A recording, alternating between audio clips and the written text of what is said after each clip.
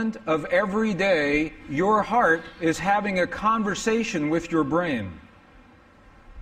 Every human heart, around the heart, is a field of energy.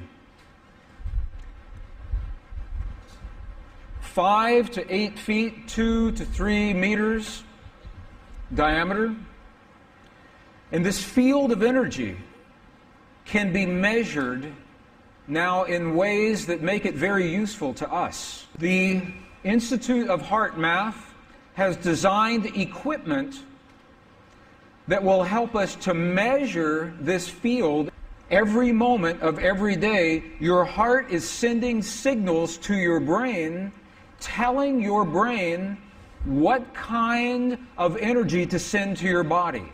Every moment of every day, there is a signal from your heart to your brain. What we now know is, when I was in school and when many of our listeners were in school, we were taught that this is a physical reality made of atoms.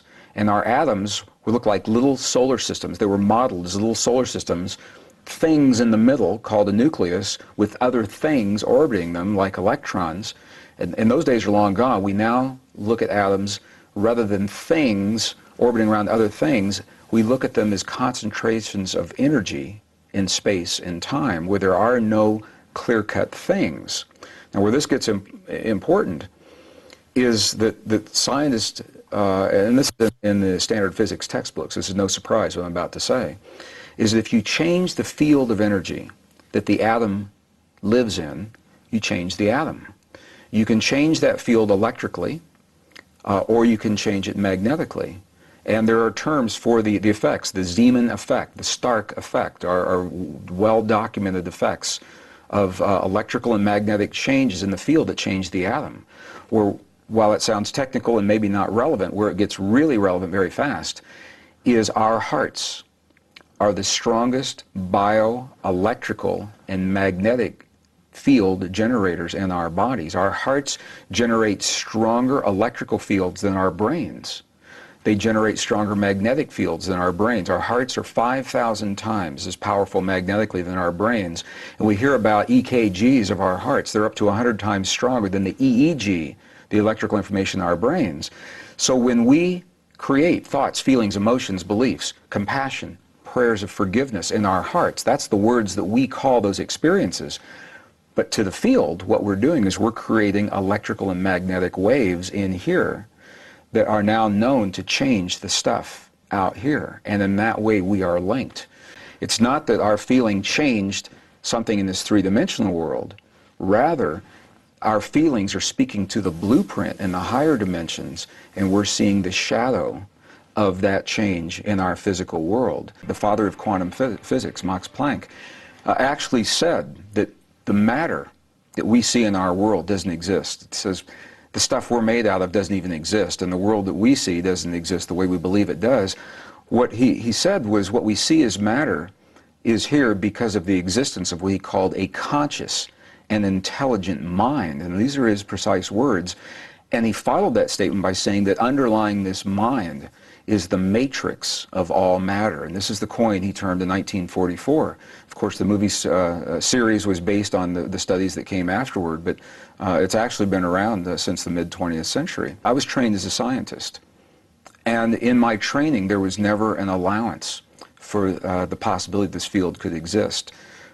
So this field, the matrix, is the field of intelligent, non-conventional energy. It doesn't work the way electricity or broadcast energy works. And perhaps that's one of the reasons it's taken so long for science to catch up, because our equipment isn't built to detect this kind of energy. Our feelings are speaking to the blueprint in the higher dimensions, and we're seeing the shadow of that change in our physical world. As a matter of fact, in the last 100 years, science has missed the mark twice in terms of their explanation, the story that science gives of how our world works. And we're now paying the price for where science got it wrong, essentially. And it's coming full circle. It's being corrected.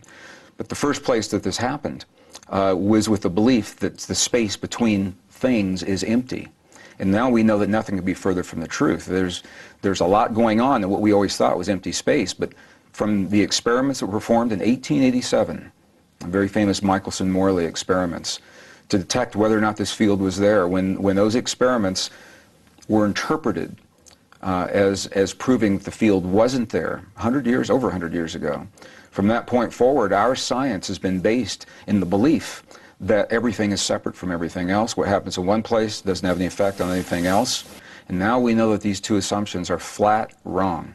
There is something in the nothing, and we do have the ability through our hearts, what is called coherent heart-based emotion, to create the fields in our body. This field appears to be a mirror in that the quantum soup of all possibilities, if you will, that exists as this field will mirror back to us. And what makes it so significant in our lives is the fact that number one, through this field, all matter appears to be connected. And the word that science is using for this connection now is called entanglement. What entanglement suggests is that when something happens in one place in this field, in the divine matrix, it can be in another room next to us, it can be halfway around the world, that the effects of that something can be felt almost everywhere simultaneously. So let me just describe what I mean by that a little bit. There was a very famous experiment that was done in 1997, made the cover of the scientific journals, but it never made mainstream public media. And I think here's the reason why. It sounded like a very technical experiment. What scientists did at the University of Geneva was they took a particle of the stuff our world is made of. It's called a photon, a little packet of light, particle of light, if you will. And they wanted two identical particles. So they took this one photon and they broke it into two, so both pieces had the same properties. And they had a specialized device where they could fire these in opposite directions at the same time, 7 miles for one particle in one direction, 7 miles in the other direction. When they reach their destinations, they're now 14 miles apart. They're using fiber optic cables to do this. And once those particles are at their destination, they can begin the experiments.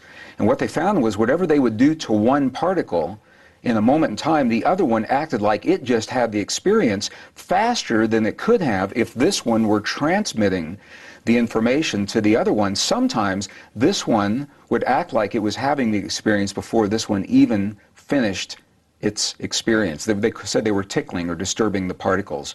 They would change the charge or change the spin rate or force the particle to go take path A or path B. But whatever they were doing over here, this particle always had the identical experience, as if they were still connected even though they were physically separate. And the reason this experiment is so important is it is now demonstrating to the scientific mind what the ancient indigenous traditions have always said, and that is once matter is physically connected, even though it may become separate and distant from where it was originally, it's always linked energetically.